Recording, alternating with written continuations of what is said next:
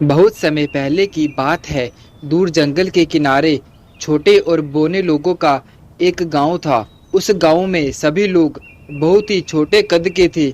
इसी कारण वह बड़े कद के लोगों से बहुत डरा करते थे।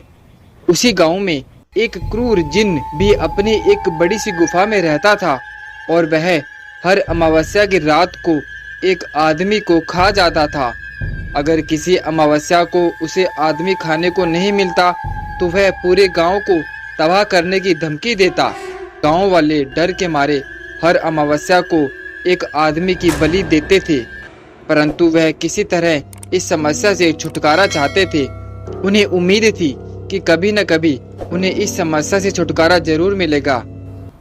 एक बार एक दूर शहर का आदमी जंगल में रास्ता भटक जाने के कारण उस गांव में पहुंच गया। सभी छोटे लोग उस बड़े आदमी को देखकर पहले तो डर गए। बड़े आदमी ने कहा, अरे मैं तुम्हें कोई नुकसान पहुंचाने नहीं आया हूं, बल्कि मैं तो जंगल में रास्ता भटक जाने के कारण यहाँ पहुंच गया, परंतु तुम लोग इतने घबरा क्यों रहे हो? फिर उन्होंने उस बड़े आदमी को अपनी सारी समस्या बताई तो उसने भोले भाले गांव वालों को जिन से छुटकारा दिलाने का वादा किया। अगली अमावस्या को वह खाने के रूप में जिन के सामने पेश हो गया और वह अपने साथ एक कांच की बोतल ले गया। जब वह गुफा के अंदर पहुंचा तो जिन उसे देखकर बहुत खुश हुआ। अरे वाह, हा हा हा, आज तो इतना बड़ा आदमी खाने को मिलेगा। तो उस आदमी ने कहा, अरे जिन भाई, तुम कहाँ इस छोटे से गांव में फंसे हुए हो? अगर तुम्हें मुझ जैसे बड़े बड़े आदमी खाने हैं तो मेरे साथ शहर चलो।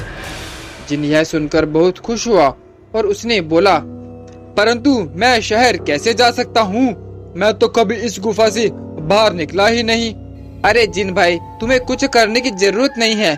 तुम बस अपनी जादू शक्ति से इस बोतल में आ जाओ और मैं तुम्हें छुपाकर अपने साथ शहर ले चलूंगा।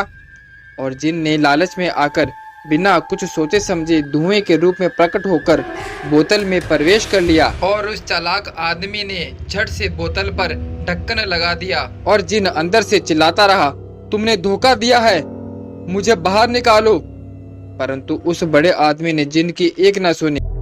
अब बाहर आकर उस आदमी ने गांव वालों को जिन को एक छोटी सी बोतल में बंद दिखाया तो वह गांव वाले बहुत खुश हुए और उस आदमी का बहुत बहुत धन्यवाद किया।